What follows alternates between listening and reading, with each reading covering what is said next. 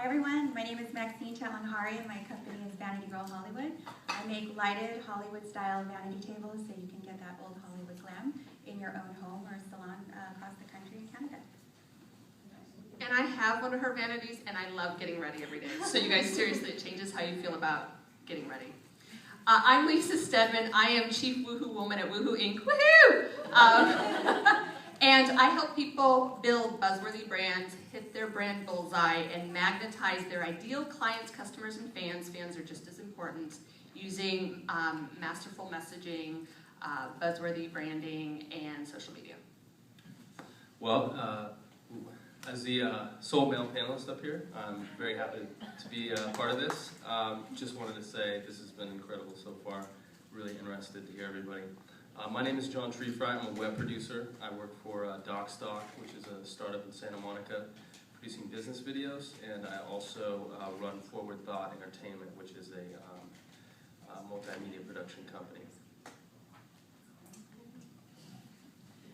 Hi, I'm Lizzy Shaw. I'm a publicist. My company is Lizzy Shaw Public Relations. On a monthly retainer, I represent fashion, beauty, home, and lifestyle clients, but I also coach entrepreneurs and teach them how to do their own PR and launch their brands and get visible. So that's hopefully what we're all going to do for all you guys today. Like I said, they're very dynamic and they have a lot of great information. So I plan to just ask them each a couple questions, and then we're really going to open it up to you guys to get interactive with them because they are awesome. So I wanted to start with Maxine. Having transitioned out of the amazing story we heard from Kenesha, Maxine, you have experience in multiple worlds when it comes to your profession. So I'd like you to share a little bit about your experience in several different worlds and how you think that style and the way you look and your image impacts your business. Okay, how many people here in the room currently have a job already and are thinking about transitioning and starting their own gig? Okay, so most of you already have your own gig. Awesome. Well, I kind of got involuntarily transitioned, i.e. I got laid off after 11 years with American Cancer Society. So I was a nonprofit fundraising girl. You know, ACS is a very corporate, conservative organization, does great work, but it's a little against my own personality type. I live in West Hollywood, kind of a wild girl, so, you know, I had to do the buttoned-up suit, the slick-back hair, and the more promotions I got, sort of the more corporate I got. And it was great. I did a lot of great work. I was really proud of it. And then I got laid off, like a lot of Americans did. In 2009, I got laid off. And in March of 2009, I pursued my real passion, which is vanity and glamour and girly girlness, and launched my company with the light bulbs all around the mirror. And immediately heard a woman named Barbara Horowitz speaking at an event much like this, and she's a Vogue stylist. And I'm a huge believer, if you see a consultant and you like what they got, go hire them. Like, cut to the chase. If you got the cash, go do it. So I did. She promptly threw out all of my suits. And I went, ah, what? And, you know, so the style kind of evolved. I was at an event, and there were all these really skinny, pretty girls wearing the latest fashions out of New York. And I'm like, you know what? Not my body type. I'm a voluptuous girl. I've got curves. And I'm like, Mad Men is hot. I'm going to rock that look. I'm kind of a pinup at heart. So that's what I do. I represent my brand. That's my thing. So I just tell my vanity girls all over, rock what you got, whatever that is, own it, love it, kiss it, and so that's sort of the vanity girl message. And the business has grown a lot, and I think a lot of it's because of that core messaging, which is be the leading lady in your own life, or man. I've got some boys too, vanity boys. So yeah, so that's kind of the evolution. I think, you know, for a lot of us, our image is our brand. You're your first calling card, so have that represent sort of what your messaging is about. Moving on to Lisa, I love that everyone woohooed back with you. I don't know how many people are familiar with Lisa. I know some of you aren't, so I think that's great that you're responding. And tell us a little bit about Woohoo and what it is and how we can get it and have it every day. Well, who here wants more woohoo in their lives? What's, you don't? Okay.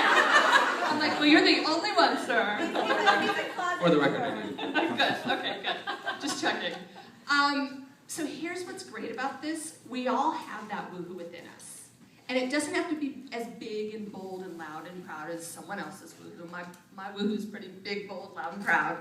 Yours is innately yours. So the minute you can celebrate, honor, and own that voice inside that's saying, this is who I am, this is what I want to do, no apologies, is the minute you start magnetizing your audience, enrolling people in your mission and your movement, because most of us who got into business for ourselves have a mission and a movement. And then when you magnetize people, you can monetize it. So it's this really beautiful circle, but it starts with that woohoo within, and when you give yourself permission to work it and own it. And one of the things I love about what Maxine just said is, you know, as women, we want to apologize for being curvy, and every woman who's come up to me today, and some of them have been really skinny and pretty, have been like, you are rocking that dress, and that's about owning and embodying it, right? So that's part of the woohoo too, is how do you then take that out into the world and embody it? So I actually want to jump over to Lizzy. Obviously, talking about our branding, yes, the physical, the style, that is part of it. And actually, just to mention Susan from earlier, I remember after meeting her at a couple of meetings, her branding stuck with me because she would wear green to every meeting. And I just associated that with her brand. And I'm not saying you have to do that, but it made sense. And I always remember that, and she always stuck in my head. So there's definitely something to be said for that. And Lizzy, as a publicist, you help people get visible, get seen. But as we discovered last week at that event, a lot of people aren't willing to speak up about themselves. And I know that you are a huge proponent of people shouting from the rooftops. So can you speak a little bit to not just coming in a certain color or wearing a certain thing, which is a step, and owning that dress or owning that suit, but speaking up and getting the word out to people so they know who you are? Well, I think it's really important, first of all, just to quickly touch on Susan and her color or branding and being consistent in your branding. One of the things that I work on with my clients is to make sure that they're consistent all the way through their brand visually, because people need to get familiar with what you do, and the whole point of PR is to build trust in your brand, and one of the ways you do that is by presenting a consistent appearance. So you want all your printed materials, your website, everything you do, your Twitter page, everything to have a really consistent look, so that when people see that, like anybody who's got my business card here, I put my Lizzy Shop Public Relations logo on everything. I was a baker at Eat My Blog last year, and my cookies were Lizzy Shop PR cookies, and they had a Lizzy Shop PR logo on them, and I just think it's really important so that people know what to expect from you. But I think when you're talking about yourself and your brand, you want to make sure people know who you are. And so what Alea was referring to is we went to a big entrepreneurs event last weekend, and the people who were on the panel, none of them said the name of their own company. And it struck everybody at the table where we were sitting, and we were saying, they didn't even say their name. They didn't say the name of their company. So there was the very brief introduction from the moderator, but other than that, we would have never known who the people were. And another really interesting thing to me was, here we were at a networking event where the whole point is to network and meet people and see if you can find mutually beneficial connections, or just people you like and people you want to work with and talk to. But people didn't have an elevator speech down, and I know there's elevator speech, it's such a cliche, but you know what, you really need to be able to say who you are, what your business is, and be interesting so that people meet you and they are compelled to find out more about you. So you really do need to have some kind of quick elevator speech that lets people know the who, what, where, when, and why as quickly as possible. The other thing that was really interesting was on everybody's business cards, and I blogged about this and talked about it a million times, their names were so tiny you couldn't read them. And this is an unusual networking event in that it's very brightly lit, it's small enough to be manageable, and I guess if somebody handed me their business card, even though I have contact lenses in so I can't see anything that's close, hopefully I'd be able to read their name. But at this event, which was in a big, huge room, there was 150 people, not only could you not read their names, but another mistake that I think a lot of people make is they have a logo that's so convoluted and elaborate that you can't tell what it is, and it may not even bear any relationship to their brand. It may just be something that the business owner thought was pretty. So I really suggest that on your business card and in your branding, you have a logo that expresses who you are and what you do so that people get an idea of you based on your branding. Also,